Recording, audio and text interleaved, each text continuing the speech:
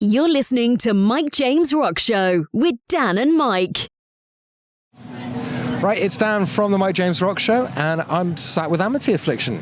Well, just Joel.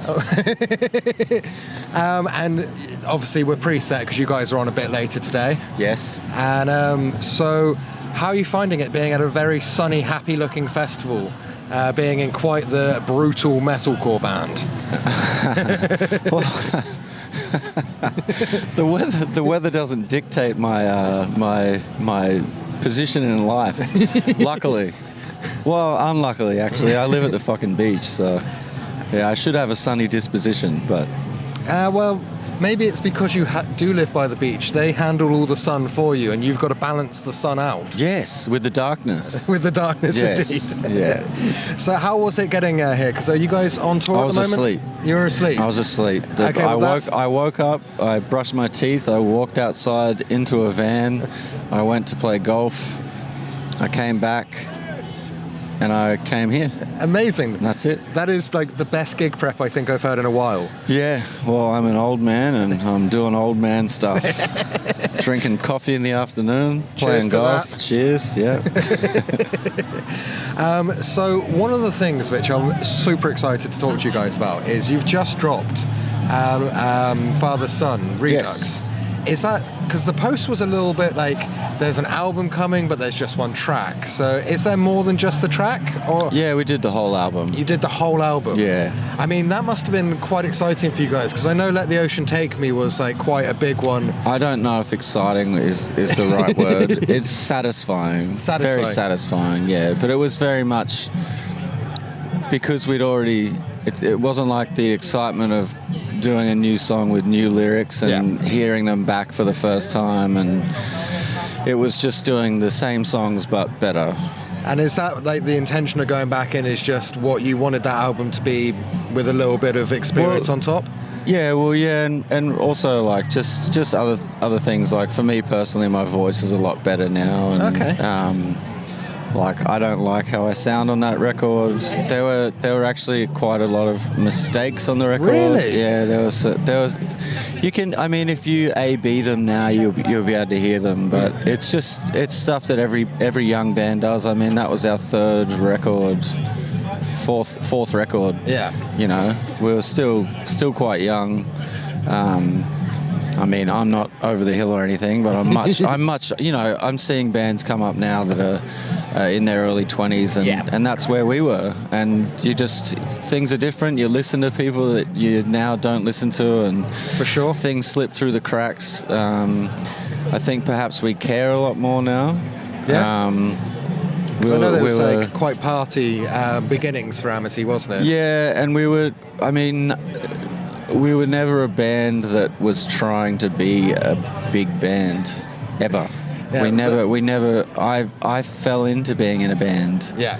I had never ever thought about being in a band as a kid or a teenager even. Really? No, never. And then I joined like a sort of thrashy punk band. And then I was just yelling, and then the next band was screaming, and the next band was Amity. Amazing. Yeah, and I mean, we only started touring because we realized you could get free alcohol. I mean, that is an amazing reason to start touring. Like our funnily enough, the original bass player quit the band because we weren't taking it seriously enough. Yeah. To join this other band that was bigger at the time, and 2 years later we were much bigger than them. Really? Yeah. I mean, that's a lack of faith right there. Well, we didn't have any faith. We were just having a good time.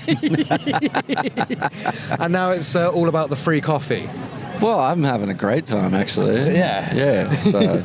So do you feel like a lot has gone into your vocals over the last few years to be at the point that you want to re-record, or have you just like sort of eased into a better vocal style as time's gone on? I couldn't tell you. No? No, I'm not. I mean, as I said, I fell into being a band, so I'm not. I have no idea what I'm doing. I don't have a technique I could talk about. I go out there and sometimes I go, oh, it's not working, and have to kind of. It's like for me, it's a mental game basically. It's confidence based. So. If you asked me to scream right now, I couldn't do it. Not for the life of me. I mean, you're not the first person that does screaming vocals that said that. You got to be in the mode. Yeah, because I know a lot of the younger people, like, I'm bad with names, but the singer of Lorna Shore, for example, has an incredible voice. I mean, but he can just do it anywhere, and that's crazy to me. I'm just like, that's crazy, brother. Fucking no chance. I had a German fan in Munich ask me to scream for him at the start of the tour, and I was like, what are you talking about? No. No, we saved that for the stage. Yeah, I'm about to go up there. I'm walking on in 5 minutes, man. Just fucking go out the front. I mean, I imagine it's also like, because I used to, part of the reason I do this is because I started off in bands and stuff like that. And if somebody asked me to do the same thing, I wouldn't know what, because everything I ever did as a screaming vocalist was like lyrics or part of a song. So when you're just put on the spot, I'm like, yeah. I don't know. I'd sound more like a seagull, I think. A seagull in distress at that. So. Well, that's very common in the UK. So you'd fit in right on the seafront here. You'd be absolutely fine. A seagull in distress at Reading causes a scene backstage. Yeah. I mean, that would be funny if that went viral. I'm not going to lie to you. Yeah. So, do you have much of a timeline on the Redux, or is it just you're going to release I got it? no idea, man. No? I don't pay attention. It's in my phone. Do you want me to look? I mean, if you want, you don't have to be the one with the details. What does it say here? Oh no, it just says the announce date. Look at that. And I think on the announce, it said when it was coming out, didn't it? Or did it just say more? There was more coming, I think. Oh right, well there's 9 more coming because it's a 10-song album. So and there you go. Are you thinking like off the back of this that you're going to do it with any others, or is this the only one? No. No chance. No? Nah. Just that's the because it's the one that exploded you guys. That's the one that needs redoing. I guess so. I don't know. I didn't want to do it. I'm not a fan of it. No. But for myself. Okay. I'm a fan of it for other bands. Yeah. Like, you know, if Poison the Well. Well, they did it. They did You Come Before You. And I would have lost my fucking mind at those shows. You see. So I do understand that it's good. Yeah. But for me. I'm listening to the words that I wrote 10 years ago. I'm like, that's fucking cheesy, brother.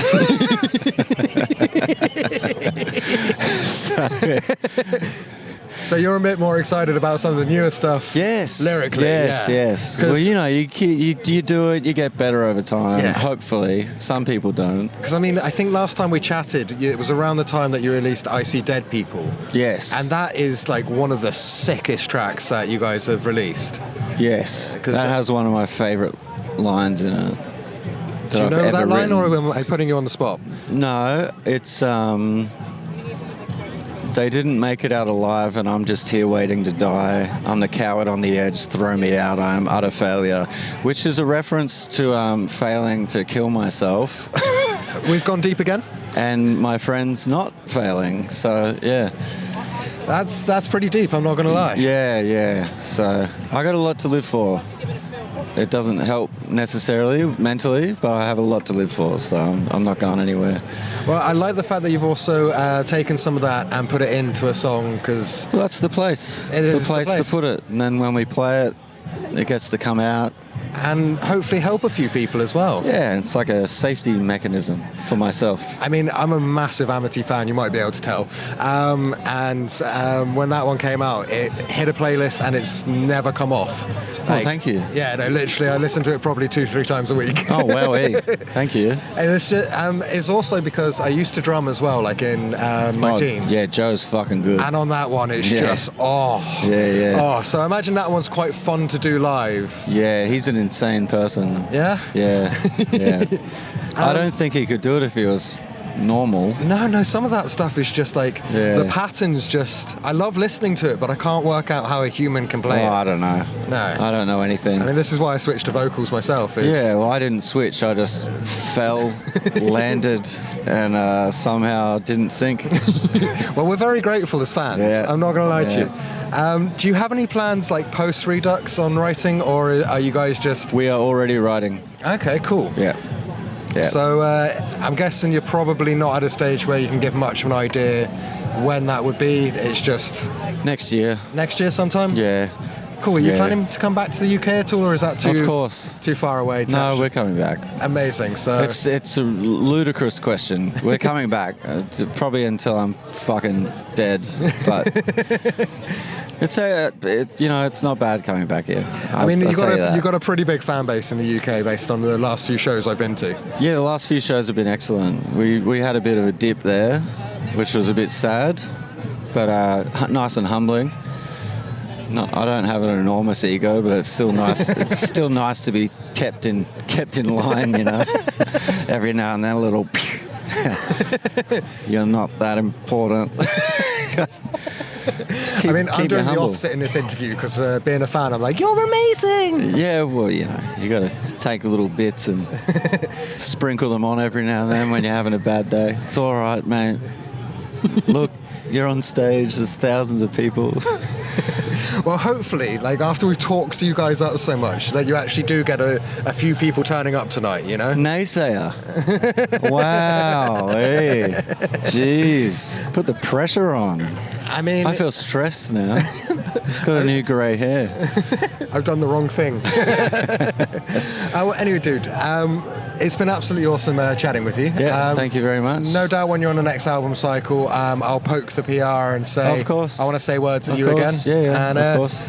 Instead, just enjoy it and chilling out at Reading until you play later. Yeah, thank you very much. No worries, Always dude. pleasant. Thank you very much. Yeah, see ya. Right, it's Dan from the Mike James Rock Show, and I'm going to get these two members of South Arcade to introduce themselves. Hi, I'm Harmony from South Arcade, and this. Hi, I'm Harry from South Arcade. Obviously, I think okay. You got to say the band name at least three times at the start, you know. Just to be South Arcade.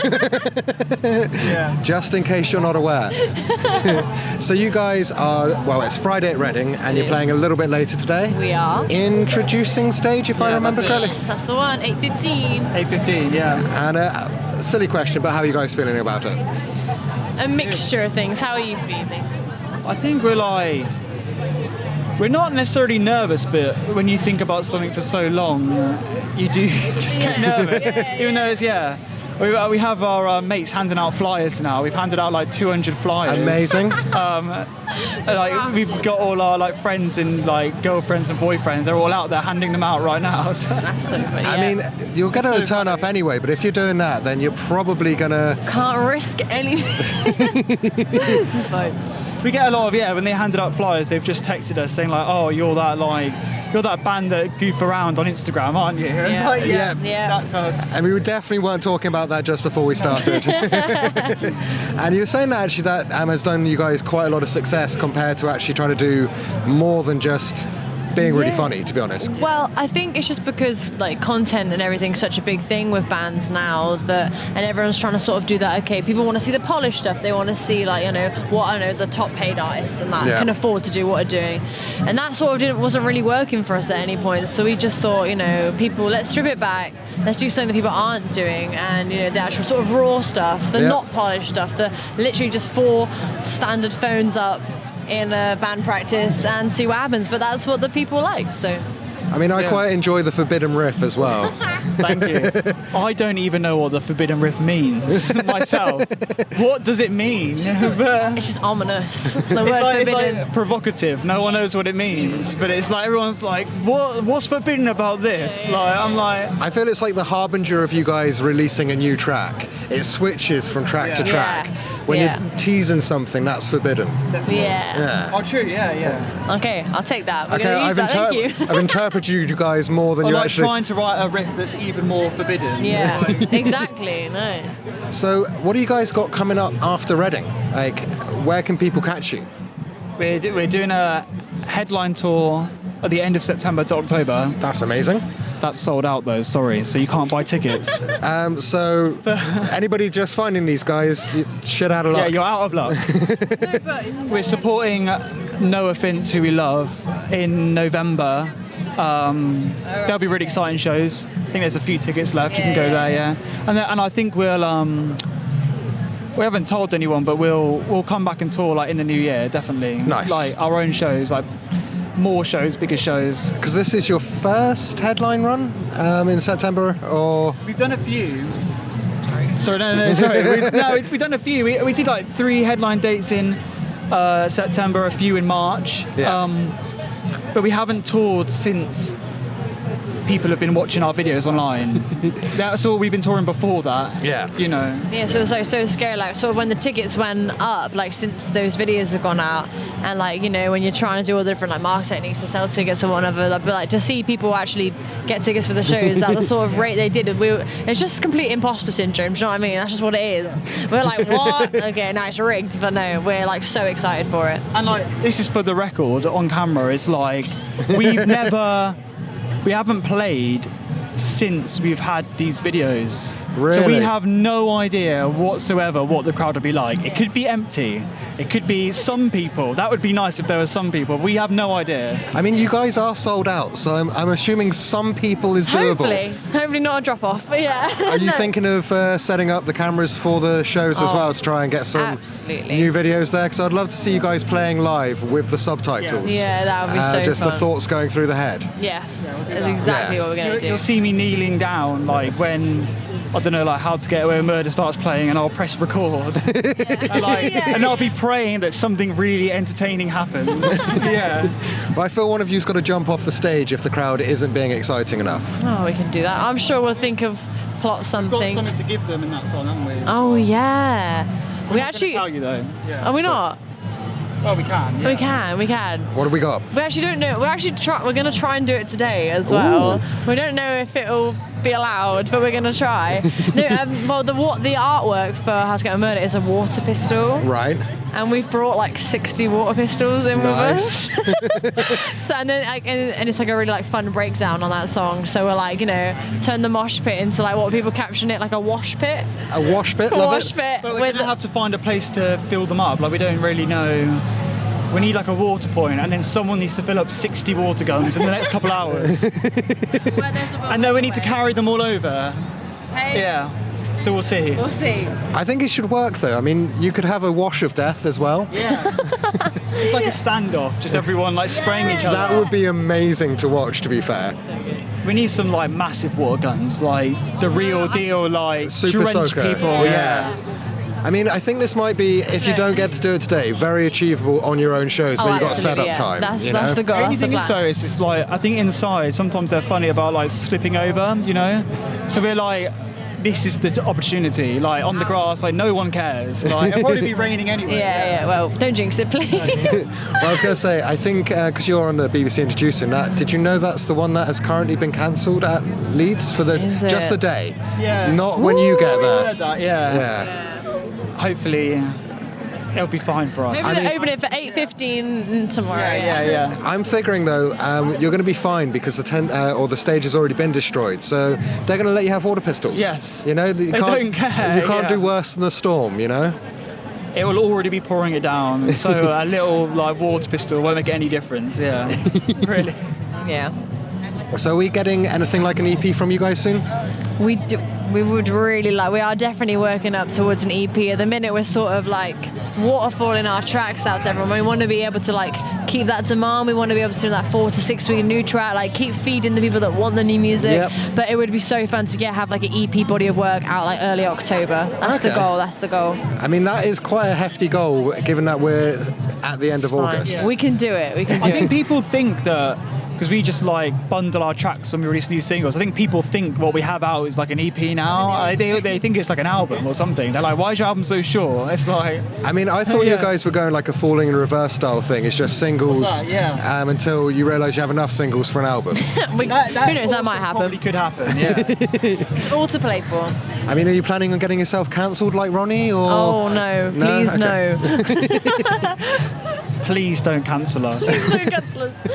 I'll try my heart, yeah. Well, in that case, I will let you guys go off and do the other ones that you have booked, I believe. Right. And, well, we have no interviews at the time that you're playing. So if you hear really high-pitched screaming, it's our manager. Please come down and watch. That would be epic. Well, I am going to be phone ready for the wash pit. Okay. I hope it happens. I hope, unless we get thrown out of Reading and never allowed back. Let's hope. Yeah. Anyway, thank you very much, guys. That's all right. Thank you for having us. No worries. Right, it's Dan from the Mike James Rock Show. I'm going to get this lovely human from the Dead Poets Society to introduce himself. I'm Jack. I'm from Dead Poets Society, and I sing in the band. And I know you're doing 2 sets today. Are you between sets, or are both done now? No, I'm just doing 1 set today. I'm doing leads tomorrow. Okay. Because Yeah. weirdly, you're down on the schedulers playing twice. Fucking better not be. Well, there's a stage where there's a whole bunch of people thinking they're getting the intimate version of you, and that's not happening no more. No, not a fucking chance, dude. Well, I'm going to have a word with the Reading organisers about that, because that's embarrassing. We're saying off first stage that whilst you did your best to get the sun here, and you can tell by how hot we look now, it worked, just not for you on stage. Not for us on stage, no. We had to, it's never played in the rain before, so that was a new experience. Welcome to the UK. Yeah. That is what a lot of festivals are like here. This is actually less common than playing in the rain. That's fucking crazy. Right? Yeah. We still stand there. That's why there's still a lot of people out to watch you, because we're fairly used to it, you know? Yeah, no, there were a few people, yeah. Did you get some umbrellas twirl into the set and stuff like that? No, I think everybody in the front, like 20 feet was there to see Last Dinner Party, so when they saw us come on stage and scream, they were very confused, but, you know. I mean, that probably is a bit of fun for somebody like yourself, is rather than having a lead-in from bands similar, is going in and smashing expectations of people that have no idea what you're about. Right, I mean, that's the whole reason we're here, you know? Yeah. And it was funny because we had like this one section that was probably about 40 feet back that was there for us. Right. And they were all fucking moshing and going. I'm like, I want to go over to you. Let's see if you can crowd surf the ones that aren't for you. Oh my God, dude. I tried to fucking crowd surf for these fucking Last Dinner Party fans. Got no shoulders, dude. I ran out there. I jumped up. And this poor fucking girl. They were all like, woo, yeah. And then I reached my hand out to like get my balance. And this one girl, she's probably 110 pounds, like reached her hand out. I grabbed her and she just fucking flying against the barrier. And I was like, oh, fuck. I went and gave her a hug afterwards. I jumped out and everybody went, oh, like that. I just landed on top of them. I was like, guys, like, you know what to do. I think some people are like, especially if it's like, say, a muted act that isn't quite as energetic as you. I'm not sure some people actually do know what that is coming. That must have been it, because like as I was crowd surfing, because I found the biggest guy in the audience, I was like, get me the fuck back up, and he lifted me up because he knew what to do, and like a couple of people were like lifting me up, and as I'm going back towards the stage, there's just a bunch of kids just fucking like, I'm like, guys, where's the survival instinct? Put your hands out to stop the thing in front of you. Even try and take your wallet to just keep you in the air. Yeah, you know exactly. What I mean? I'll just start fucking throwing out pounds. Yeah. So, what have you guys been up to on the run-up to Reading? Like, has it been writing, touring? I probably should know this, but there's no signal, so I haven't been able to do research. This is why you're doing the interview right now. Yeah. So we're just writing right now. We had a couple months off after we did a 4-month tour. Nice. All of Europe, all of US, had 2 months off, and then we just tried to write as much as possible during that time. And by write as much as possible, I meant I laid on the couch and played video games for the first 3 weeks. But you know, I was going to say, after a 4-month tour, I think you probably need to just chill for a second. Your brain just doesn't know what to do. You've got to catch up with everything that's happening, like process, even though it's good.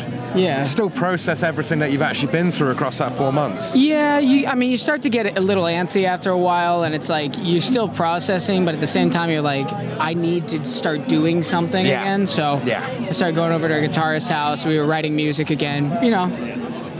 I mean, do we have any idea on timeline of when you guys are wanting to try and get the writing that you're doing out now, or is that something that we're aiming for next year? Okay, cool. Yeah, we're just gonna pump away and see how many songs we can get done, and by next year, I want to get it out the door. Okay. But you can't rush it. If nothing's coming, you gotta wait. I mean, that's the frustrating part. But you can't. I don't want to put out a bad third album. Oh, I mean, it's like you've got your 2 films and you're about to become a trilogy. Do you fail on the trilogy or do you become Deadpool? No, dude, I'm not. This isn't. What trilogy's failed? I actually liked Return of the Sith. Okay. Everybody says that. That's their go-to, but I fucking love that movie. I mean, Matrix is now a 4-film franchise rather than 3. Yeah, they kind of nailed the first one and then didn't really do much after that, right? No, I never saw the rest of them, but I've heard people don't like them. The second one is basically just a celebration of CGI. Okay. And then the third one is for the hyper sci-fi nerds out there, mostly me. So you dig it? I don't mind it. It completes the story, so I'm So happy. I have to watch the second one though.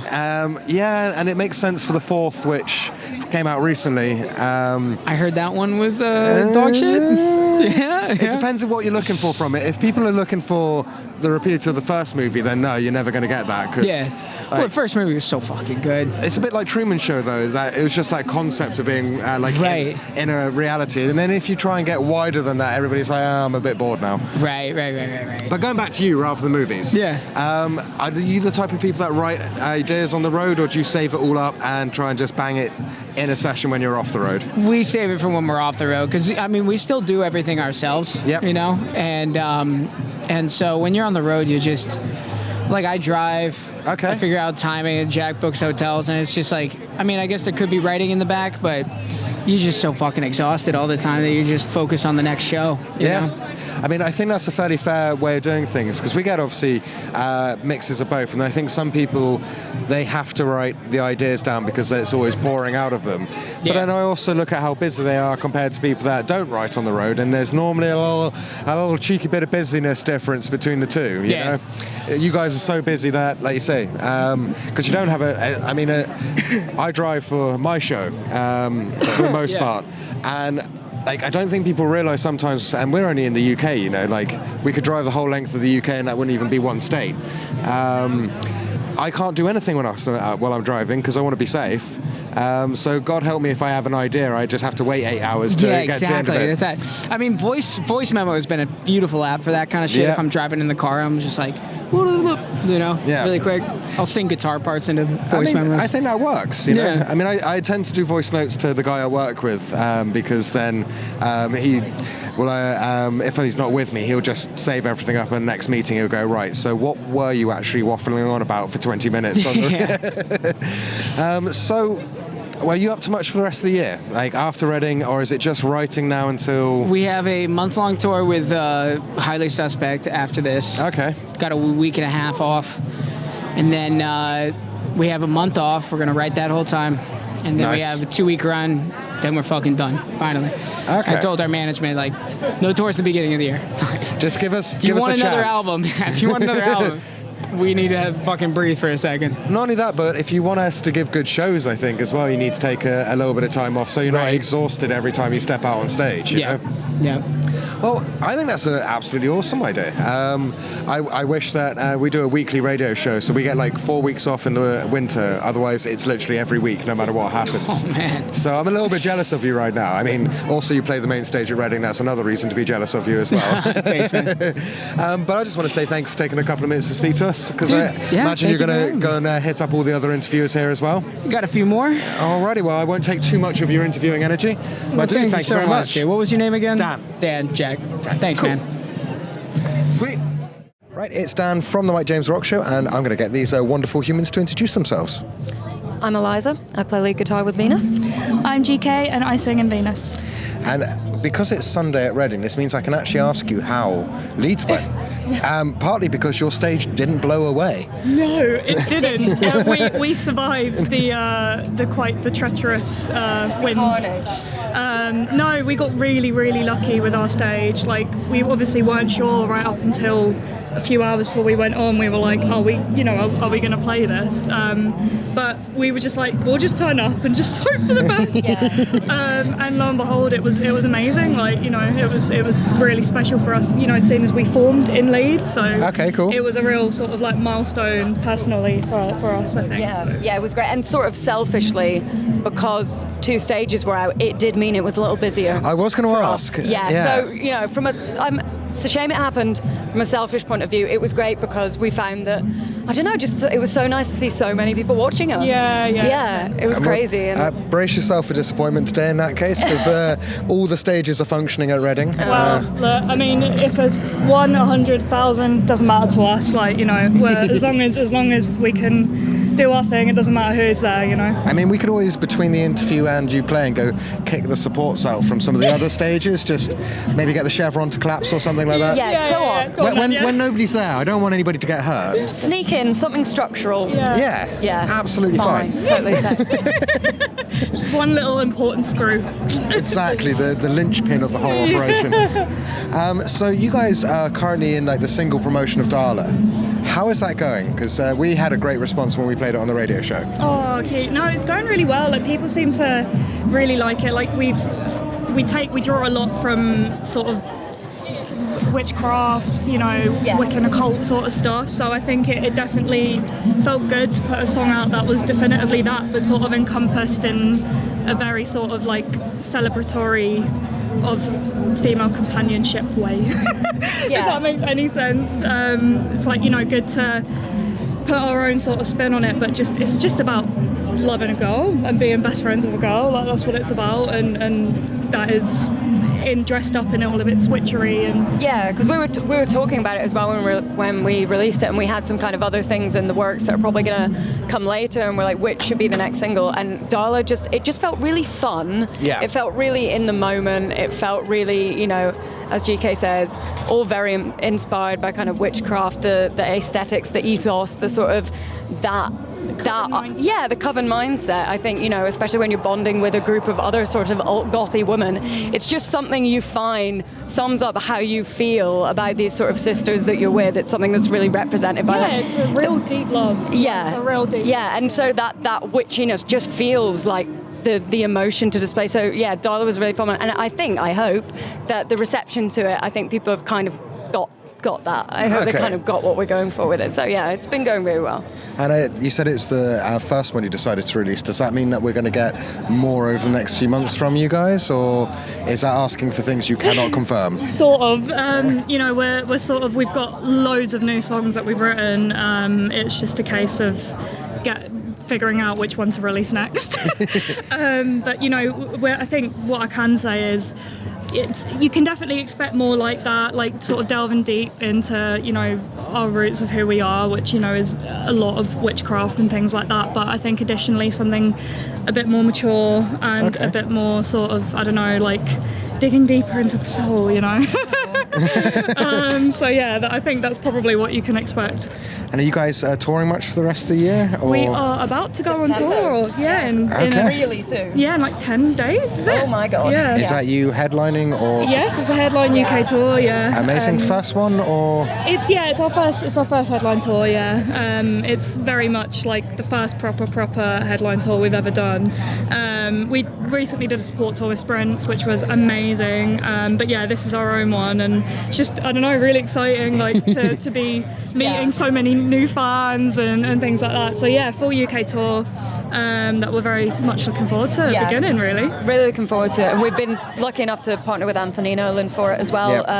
Stem Cell Register charity. So it's like, not only do we get to do this headline tour, there's that extra thing to look forward to and a bit of value to it. So really excited. Yeah, because I had leukemia back in 2022, so obviously I've seen the power of charities like Anthony Nolan, and I just thought, you know, is there a way that we as a band, seeing as, you know, we sort of went through that and came out the other side of it, that we can sort of give back in a way. That's you know, fantastic. Using our platform for something really special. And a lot of people don't know about the importance of the Stem Cell Register register. So I certainly didn't before I was ill. Okay. So it's it's something we can raise awareness of, and Anthony Nolan are going to be present at every one of those shows to talk to people about how they can sign up, how they can join, and get involved in the charity. So yeah, fantastic. It's really exciting. So it's not just a bit of the ticket donation, but you actually bring somebody along to help educate as well. Yeah, that's fantastic. Ultimately, we want sign-ups to the stem cell register, and that is what we need. It saves lives every single day, multiple times a day. So that is what we're here to talk about, given my journey and stuff. So yeah. Amazing. Yeah. I mean, I got a slightly more nerdy question about your headline tour. Go on. Do you find it a lot different setting up a set list for a support tour compared to a headline tour? Are you excited to get more chance to play stuff? Yeah, I think headlining it's fun in a lot of ways because you get to be a bit more indulgent with like the fun cover that you want to do and the more deep cut thing. It's also a lot more pressure. I think sometimes I do love supporting bands because you get to cut down to just the really good stuff. Yeah. But then you also find a lot of the time you go, oh, dang, I wish we had room for that one. Yeah. And it gives you the space to do that. And also, in terms of the show, you're less constrained because you get to set up the stage how you want. You get the lights how you want the lights to be, well, hopefully. Yeah. So I think the last time we headlined, it was nice getting more into the show and what we do between the songs as well. Yeah. And we got like a fun Hex Girls cover in there. Exactly, and, it was great. Like, it's good to have the freedom to do things like that. Yeah. Yeah, sort of curating the atmosphere a bit more in line with how you want to do things. That's the really fun bit, I think. Do you find you come off of those shows looking forward to the next time that you're going to do it based on the experience of how those shows went? Absolutely, Yeah. Absolutely, definitely. I mean, it's like, obviously every show is different, but generally it's like, as you progress through your career, you see sort of an improvement in those shows. And it's just exciting to see more and more people resonate with what you're doing, and it's really affirming for you, but just by the fact that you're doing what you set out to, and that's to help people with your art and stuff. So it's really nice when, fans come up to us and they're like, your music's helped me so much, and, that's all we've ever wanted to do. So, that is the best possible thing about playing live music. Do you find it affects the way that you write the more live experience that you get? So things that you know will translate well for the stage? I was just going to say, like, certain things, like certain topics that, obviously all resonate with us, seeing as we're writing about them, but I think seeing how certain people respond to them and what certain sort of tiny, more specific niche things that they resonate with that you might think, oh, well, that's not hugely relevant at the minute or whatever, but everyone's going through different things, so it's really exciting in a way to sort of see how that compares to your own sort of viewpoint of the world and things. So definitely, like, it 100% can influence your view of the world and how you write as an artist, for sure. Yeah, and I think we're never really afraid to slightly tweak how something is live versus how it is on the record if things don't translate, because so often you do things on a record for a certain reason that doesn't always translate perfectly live. And especially, again, to get slightly into the nerdy niche topic, but being the guitarist, especially guitar tones wise, like on the records we use so many really weird guitar tones, and I have the fun job of going home and then trying to match whatever thing I got built out of the pedals that I was borrowing in the studio, and go home and go, right, how do I make that sound like a whale that's fallen down a well going backwards? Fantastic guitar description. And so it can be really, really fun, even in terms of that, to see how things can lift and change and evolve live based on the way the textural layers with the synth and the guitar sort of develop sonically. So that's really cool as well. That's fun. I also imagine it's somewhat the bits where you realize maybe the crowd want it to be a bit longer so that they can chant and get hyped. We did that at Divine, Divine, we go around a couple more times or at the end just I don't know, when we first started playing it live, it was like, this is too quick. Yeah, we rehearsed it and we were like, I want that a little more. Yeah. So we do a bit more of a dynamic ending at Divine, don't we? So, fantastic. Well, I know that your PR's got a good few interviews lined up for you guys today. Hopefully nobody will walk through those. Just want to say thank you for taking a couple of minutes to speak to little old me. No, thanks for having us. That's all right. Thank you very much. Right, it's Dan from the Mike James Rock Show, and I'm going to get these lovely humans to introduce themselves. Hello, I'm Ian. I'm Nick. And we are half of BearsinTrees, say it as well. We are half of BearsinTrees. Okay, yeah. The top half or the bottom half of the bear? It's vertical. So yes. Okay, left or right? Well, you're far left, and then I'm kind of like in the middle. So we got like four slices. 4 slices, yeah. You must find it quite difficult to climb the trees. Well, actually, the other 2 members of BearsinTrees are trees. We don't know whether the other slices have gone. So amazing. So I imagine you guys are feeling a little bit excited for later because now this is the only performance you have to do this weekend. Yes, because the tent flew away in and Leeds. It's somewhere above Leeds city centre, just floating above the city. I heard it got to Oz. Yeah, killing witches. I'd like to think that maybe some seagulls are up in it having their own performance, you know? We have been told we make music for seagulls, so we should be still invited, I reckon. Well, that makes you very good for the southwest where I live, because we're about half seagull down there. Oh yeah, well we were in Exeter last week. And it's literally my hometown. They were vicious, yeah. They were vicious. They really are. They're not even the worst. Those are the ones that have domesticated as they come inland a little bit. Don't go to the seaside in Devon. So, looking forward to the performance. Obviously, you don't have to travel now. Does that mean that you get a little bit more chance just to throw everything that you got at today's performance because you're not going to Leeds anymore? I think ultimately we always put everything we have into every performance. If I'm going home with a voice after the weekend, then I've not done my job properly, is how I see it. But no, yeah, we will be putting everything into it. I don't think there's ever a moment where I feel like I'm holding back because we've got a show tomorrow. I don't have that level of forward planning and executive functioning. I agree. Fantastic. Are you guys doing anything special for Reading, or do you not have like the time in the constraints? We have a couple of tricks. We bought a bubble gun. A bubble gun? For this journey. That. Yeah. Very, very big, very large, very aggressive bubble gun. Military grade. I have heard about those bubble campaigns that the military do. But no, apart from that, I think we're just it's our first time playing Reading, our first time playing this festival. We're just going to give it all we got, really. Nice. Well, you got the better of the two anyway, because, it's Reading. Everybody remembers that one. So... No comment. So this is all part of, I imagine, still the album celebration. You guys are still in like the cycle of that. How is it going since it dropped? Because it's been amazing. So we obviously did a tour finishing in Coco in March time, did a European one, and then we've just come off a smaller tour. As I say, we did Exeter and Cardiff and a few smaller shows recently, and it's crazy to see how in previous tours obviously there's a mix of people liking the older stuff and more newer stuff and medium rare stuff, but what we're really noticing is the vast majority of the crowds now are just dying to hear the album. They're singing every single word to that, and that's just really exciting to know that the most recent thing you've released is agreed to be the best thing you've done. So I mean, if people have taken the trouble to actually learn it to sing along in the short time it's been out, people knew every word the day of it getting released. Really? We put it out and did a show in Glasgow that same day, and people were singing every single word. They were learning it on the train there. That is crazy. Wild. Yeah. It must be great for you guys, especially on first day, just to go, okay, so this wasn't just us that thought it was great. Everybody else does. Yeah, you get anxious, you get nervous, and to kind of see that happening, to see the response after, it was a tough album to record. It took us a long time to put together for various reasons, and just knowing people connect to it is pretty beautiful for us, to be honest. I know there's a feeling that sort of comes when you do finally get to release one that's taken a while. It's almost like a weight comes off the shoulders just because you're not actually having to worry about it anymore. You're just seeing what actually happens with it.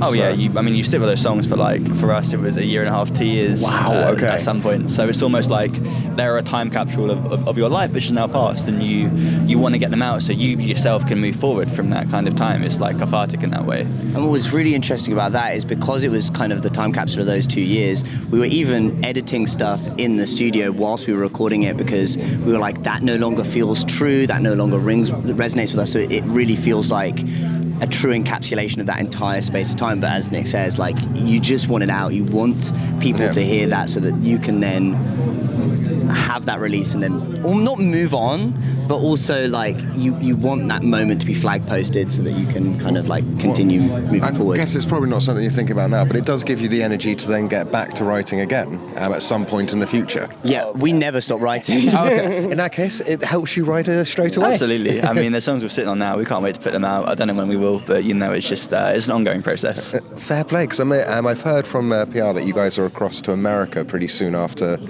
playing here. Yeah, we are. We're doing a full American headline tour. We start in California, then go the whole way around and finish in California. So it should be amazing, because we're on an American station. So for any Americans that are wondering when you can actually listen to these guys in person and see them move around on stage, that's soon. Yeah, September 28th in Sacramento, and then we finish in Los Angeles. At the end of October. Dates online, everyone. Dates online, everyone. That's just a plug for the social media there. Are you guys excited for it? Is it first headline in America? Or? It's our first full USA headline tour. We did an East Coast headliner a couple of years back, but this is our first time kind of trailing around America, which we can't wait for. It's going to be crazy. Imagine just looking out the bus is a bit more exciting when you're in another country than in your own country, if you know what I mean. Bus RV is what we do. It's a lot. RV. Yeah, it's very have you good. called it Harvey?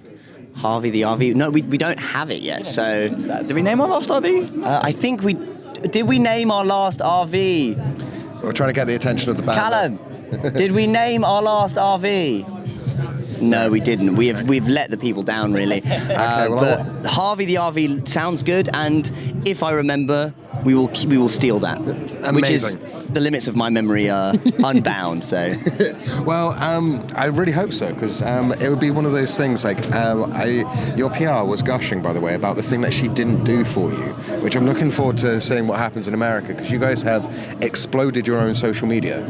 Yeah. Was that did you know what gold you were making at the time, or was it a bit surprising when you realised people were responding to it as well as they did? I think, to be honest, we are shocked that anyone who isn't us enjoys the music we make, us and our friends, not because we don't believe in it, but because it always felt so kind of weird, so kind of like, I don't know, like in its own box. We didn't have a scene when we were growing up. There wasn't really a scene in our hometown.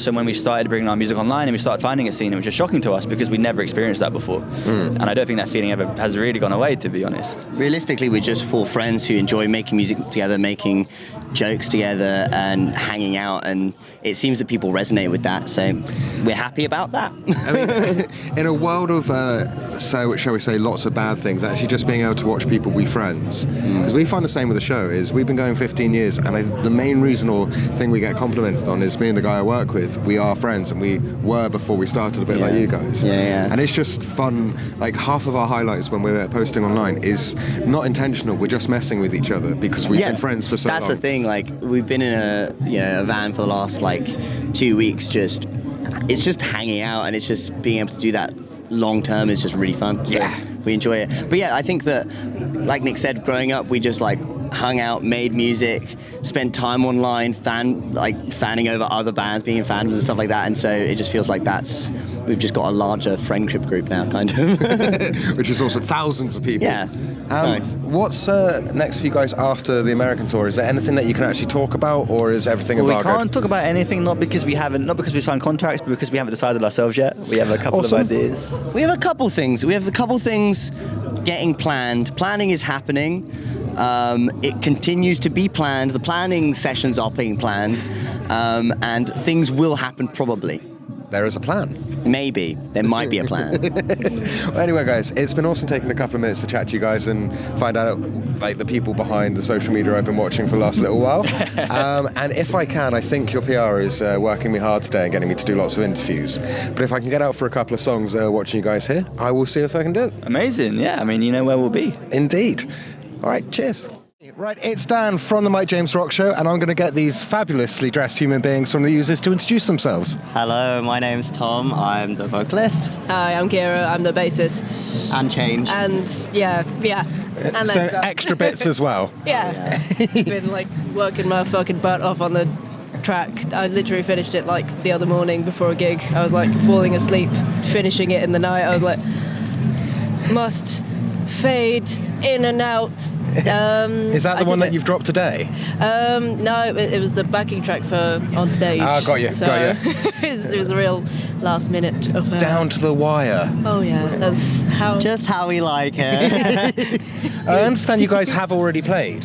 Yeah, we played like an hour. I have no concept of time. I think we played about an hour ago. Okay, cool. I'm not really sure. So did the backing track go well? I think so. Yeah. I think so. And as far as I could tell, it was all right. And did you guys also have fun as well? I That's had the a important really one. fun time. Yeah. Did you guys get a good turnout? Because it's obviously first day. We were doing our line check, and there was like 2 rows at the front. I was like, okay, cool, this is fine. And then we came back out, and there were people in the tent, and that was very, very Amazing. nice. Yeah, I was surprised by the turnout. It was really good. So you guys here for the rest of the weekend to experience it, or do you have to shoot off? We're driving up to Leeds. Oh, of course. Today at some point. A couple of the stages. I know. We'll see. We're driving to Leeds tonight for at least to stay at an Airbnb. I was going to say, because they've had to close down a couple of stages, Yeah. so be glad that you played Reading first, you know? Well, it was really fun. So I think it went, well.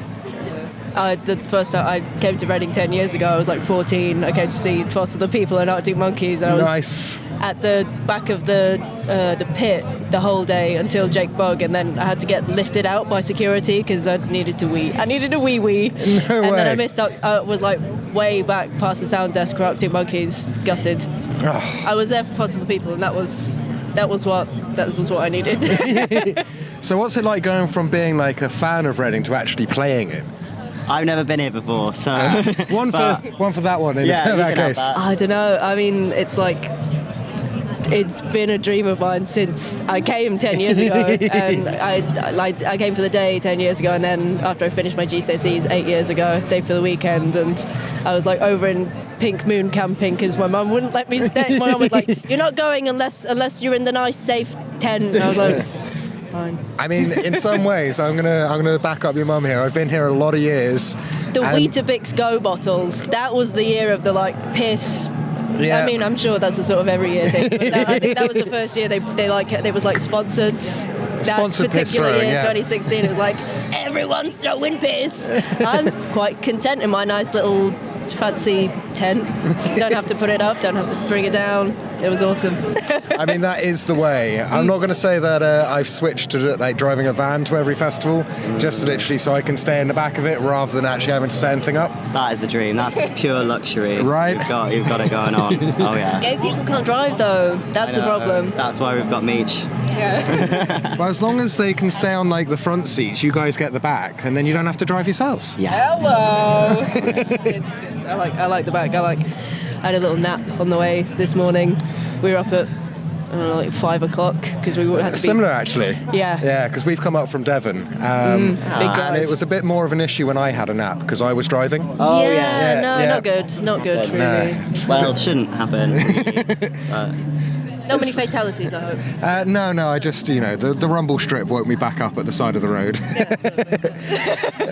So, you guys haven't just played Reading today, you've also dropped an EP as far as I understand. Oh yeah, we had a 10-track EP that we've been working on for 6 years. So not long then. Yeah. No pressure on how it's received. One of the songs on it we wrote in our second ever band rehearsal, and then the most recent one was written in sort of the beginning of 2023. Okay. And so it's been a sort of it's like a compilation sort of things that we've written, and then it's not been released as a single or whatever.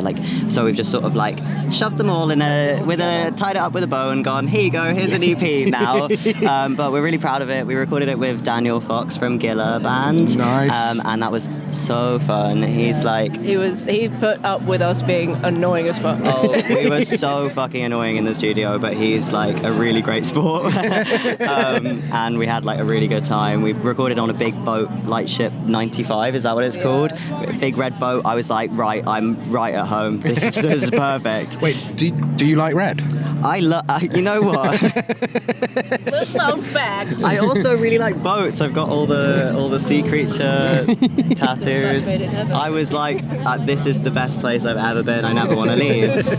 So it was really fun. Yeah. The first couple days it was band live recording, and then the three of us at the time sat there while Tom was just doing like vocal take after vocal take, and we still didn't finish them. Had to come back in May. We did a big long tour last year, so we recorded in January, did a big long tour in like March and April. It was so much tighter as a band by the end. And then in May we came back and we were like, oh, this sounds shit. But actually I think it sounds quite good. So maybe. I got to admit, due to travelling and getting set up, I've not had a chance to listen to it in preparation for the interview.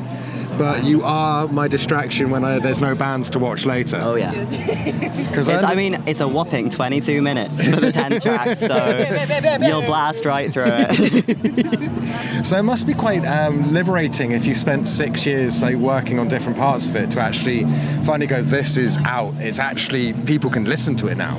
It's sick. It's been a really long time coming, and we're really I feel like even though it took a really long time, I'm really proud of where it got to now. We listened to it last night. We missed when it came out. I was cutting his hair and we were like, fuck, what time is it? It's half midnight, shit. I need to go to the bathroom, I need a shower, I'm covered in hair. Yeah. I'm going to need to hold up on the whole, big release celebrations. But it's fine because I scheduled an Instagram post.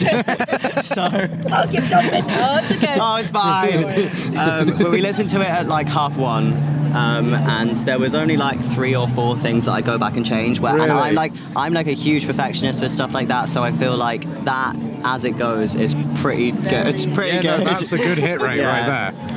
So have you had a chance to read any responses on it? Because being obviously up late last night, up early this morning, and then straight into performance. I've not read any reviews or anything yet, but we've seen I'm really excited because the people the fans that have posted online their favorite tracks is the current favourite, it looks like, is my favourite. Oh, that's which good. is really nice. Which is just wait, it's the last one. It's really big and long. It makes up most of the EP, to be honest. It's 5 minutes long, and the rest of them are 2 seconds. So sort of big, heavy. I don't know. It's about waiting lists for mental health services on the NHS, and Tom's experience with that. Yeah, and I wrote it based on a series of psychotic episodes that I went through. So it was when I first wrote it, I must have wrote it 2 years ago now. I was I'm never ever going to be able to speak about this song in interviews or whatever. I actually just don't think I can do it. I'll just put it out and people can draw their own conclusions. But one of the benefits of it taking so long to come out is now I can go, yeah, it's my favorite fucking song. So it's fine. Yeah. I mean, that is what's good about music, right? Yeah. It seems like there's been some healing in that couple of years since writing. Oh yeah. Cool. Mega healing. Well, I know you guys are booked to doing a lot of stuff. We try and keep them a bit short at festivals to make sure that you don't end up either burning out on the first one, or with you guys, if you don't mind me saying, sweating through some of the stuff that's what are you talking about? I don't sweat. All right, Prince Andrew. Hello. No. Cut that. No. Cut that. No. Well, I think that's a fantastic note to finish on. Yeah, all right. See ya. Right, it's Dan from the Mike James Rock Show. I'm going to get these two lovely humans to introduce themselves. Hello, I'm Jack Wilson from Kidkapichi, singer, guitarist. Hello, I'm Ben Beetham from Kidkapichi, guitarist. I mean, it's good that you're both from the same band, otherwise this would be a difficult interview. I know. A good little supergroup. It could be. I mean, one that nobody asked for, but... I mean, you could maybe work with Kid Bookie and be Kid. I know, there's a few... True, yeah, we've hung with him before, he's a nice guy. Yeah, there's... Maybe what's that groups on the cards? What's that other guy? Kiddy? Yeah, lots of kids, Kid Cruise. I feel like a tour should be made, or like just the Kid tour, and it's I think that would get Kid Rock? no, Kid maybe Rock. not, maybe not. Maybe not Kid Rock. Kid Rock. I mean, maybe 90s Kid Rock. You know, that would be fine. So you guys haven't actually played either festival yet. So not this weekend, no. No, so I'm guessing excited for both. We are, yeah. Like this is our third time at Reading and Leeds. Amazing. As a band. BBC intro. Yeah, started at the BBC introducing stage, then we did Festival Republic quite low down, and now we're at the top. Well, not right at the top, nearly at the top. You can smell the top. We can smell it, yeah, and it stinks. It's good. So that'll be good. We haven't played yet, so this is the excitement is coming. And sorry, I'm not trying to look away from you. I'm just I get my own microphone. Apparently we make you guys share. Yeah. I think it's not.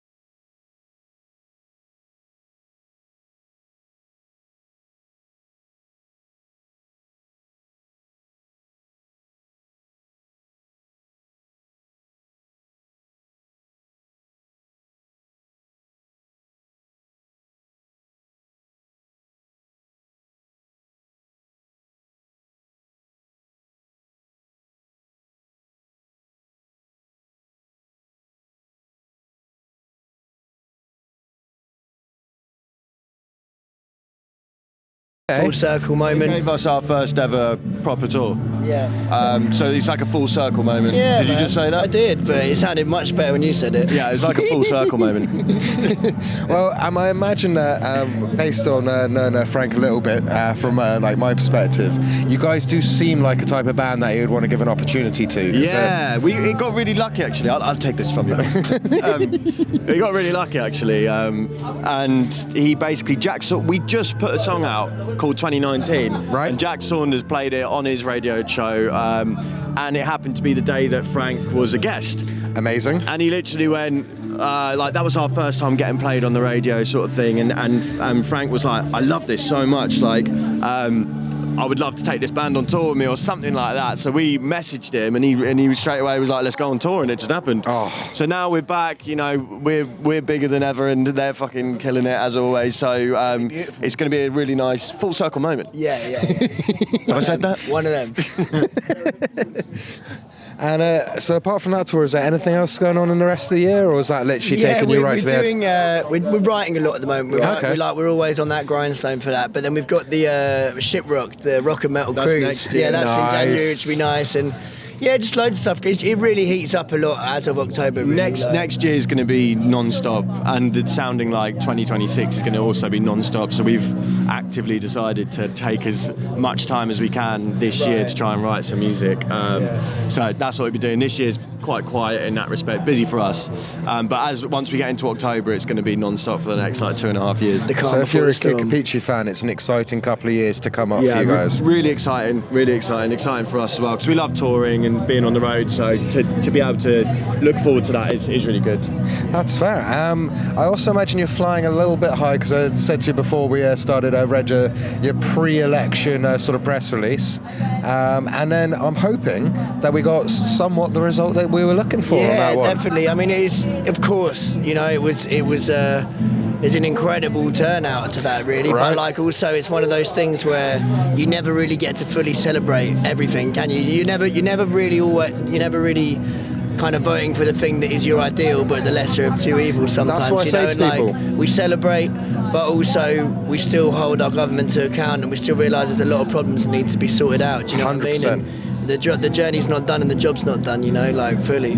Just glad the super rich aren't in charge anymore. Exactly, you know, like that. Exactly. That was the win I was hoping for on this particular one. Exactly. It's a shame because 4 years ago, 5 years ago, I would have been crying at this result. Yeah. And again, I know it's cliche, but it's the lesser of two evils, and sometimes that's what you got to do. It's the beginning of a journey that we can start to hopefully get closer to the actual goals and ideals of what I think most people in this country want. The momentum of the Tories had to be stopped, because if there was 5 more years of that, it just would have been hell, you know, like beyond anything anyone could even imagine. It was it was beyond breaking point already, so it had to end. I mean, I don't know if you guys felt the same you're saying about the last one. Like, I felt breaking point was then, and it just got worse. You know? The damage, there's irreversible damage for generations, for sure, man. And like, that's it. A celebration, but a bittersweet one for sure. Yeah. But definitely, we're heading in the right direction. It looks like, at least. I mean, I'm hoping that America does the same thing. But I don't know if you guys like. It's wild that we've had a assassination attempt. Like, somebody is so dedicated to not making this happen that they did something that hasn't happened for like 50 years. I know, it's crazy. I mean, we were saying the other day, if that had actually happened, I think as much as like, you know... Yeah, as much as, again, another celebration, but it kind of like it would have set the precedent for quite a dangerous time in politics for people to be killed, because then if it's the people you support in the firing line, it would have been all out war, so like, you know, I mean, we don't wish death upon anyone, obviously, but it's a pretty mental thing to have happened, but I think ultimately, probably, I think if it had happened, it would be chaos. It would have become a dangerous time for politics. It's like, you know, and it would have made him like a martyr as well, like a sort of, you know. And it's hopefully things can change for the better in the right way, you know. Like, I mean, one thing, it galvanised the other side, if you know what I mean, into... Yeah, it's very true, very true, very true. I think we got a slightly better, on the other side of things, political candidate now, because bless Biden, I think we needed a quiet one for like 4 years, but not very good at actually doing campaigning. I think that as soon as there's an opposition that can formulate a sentence, it's quite easy to oppose Donald Trump. You know what I mean? Like, it's quite easy to be like, what the hell are you talking about? And he's like, you know, like, that's one of those. Totally agree. Well, either way, it gives things to be written about currently, doesn't it, as well? Well, that's it. It never ends. Like, we were always like, what are we going to do if the Tories do go? But like, hang up the hats. There's tons. It never ends. Never ends. Well, I'm looking forward to the evolution of what you guys do with the fact that you're now writing post everything that sort of inspired the last one. And just want to say thanks for taking a couple of minutes to sit and chat to us. Thanks for having us. Thank you. I mean, this whole interview's kind of felt like a full circle. Yeah. Would you agree? Yeah, 360 degrees at least. Yeah. I love that. Goodbye.